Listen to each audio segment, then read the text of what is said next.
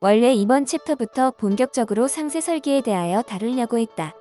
하지만 상세 설계를 위해서는 가공이 어떻게 이루어지는지를 먼저 알아야 하는 게 맞다고 판단되어 가공법 영상을 제작하였다. 기본적으로 제품을 만들 때 깎거나 붓혀서 제작한다. 학창시절 미술 시간에 조각과 찰흙 공예는 해보지 않았나?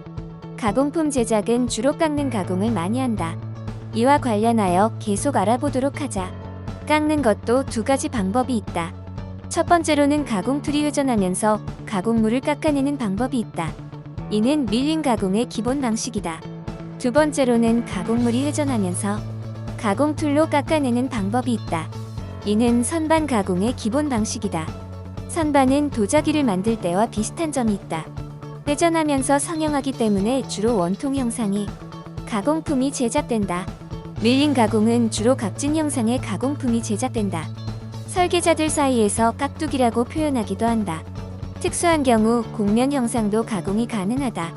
선반 가공은 원형 형상의 가공품이 제작된다.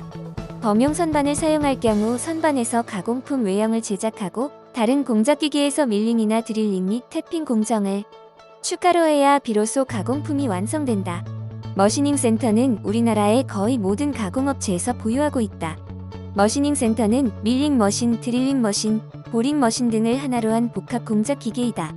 자동 공구 교환 장치에 관련된 모든 가공 툴이 있어 한 번에 가공이 가능하다. 설계를 처음 하는 사람이라면 가공업체는 내 집 가듯이 많이 가야 한다. 거기에 가서 보유하고 있는 공작 기계들을 파악하고 실제로 가공이 어떻게 진행되는지 보면 설계할 때 많은 도움이 된다. 나중 되면 가공업체와 짧은 통화만으로도 원활한 의사소통이 가능해진다. 머시닝 센터는 주로 수직형이 많이 쓰인다. 수직형은 XYZ의 축으로 구성되며 XY는 가공품이 평면에서 움직이고 수직 방향인 Z축의 가공툴이 위아래로 움직여 가공하는 형태이다.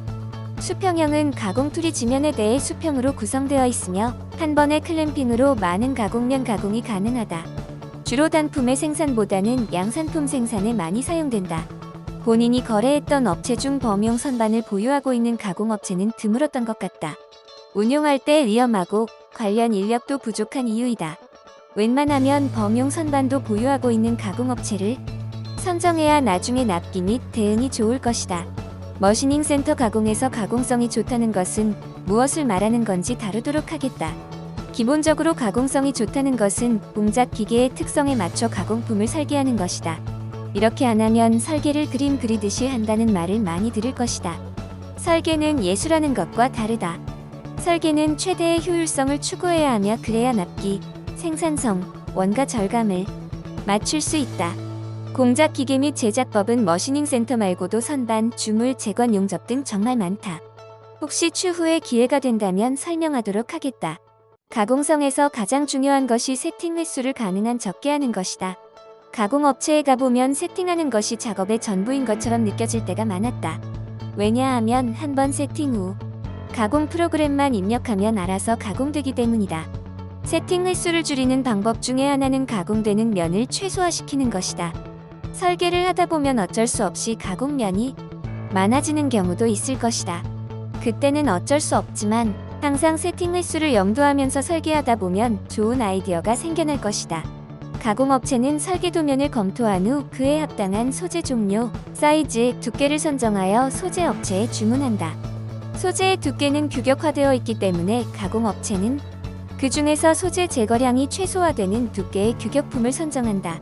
예를 들어 가공품의 두께가 24mm라면 25mm의 두께의 규격품의 소재를 사용한다. 그러면 소재를 상하면 0.5mm만 가공하면 된다. 하지만 가공품 두께가 25mm라면 30mm의 규격품을 사용할 수밖에 없다. 그러면 5mm나 가공해야 하기에 비효율적이다. 이것은 설계자가 소재 규격을 잘 파악하여 설계하면 가공성을 더 좋게 할 수 있다는 말이다. 설계를 하면서 간혹 생각 없이 돌출 형상을 만드는 경우가 있다. 설계적인 이유가 있을 테지만 돌출 형상 하나로 인해 그 높이만큼 나머지 소재를 제거해야 한다. 큰 낭비가 아닐 수 없다. 차라리 돌출 형상을 따로 분리하여 가공품 한 개 더 만드는 게 더 낫다. 그리고 볼트로 조립하는 것이다. 설계상 어쩔 수 없는 경우가 아니라면 돌출 형상은 따로 분리하여 설계하는 것이 가공성에 좋다. 가공업체에서 가장 많이 문의받는 전화가 라운드 직경이다. 본인이 설계 입문자였을 때 라운드라는 개념을 몰라서 직경을 제로로 설계한 적이 있었다. 절대로 직경이 제로로 나올 수 없다.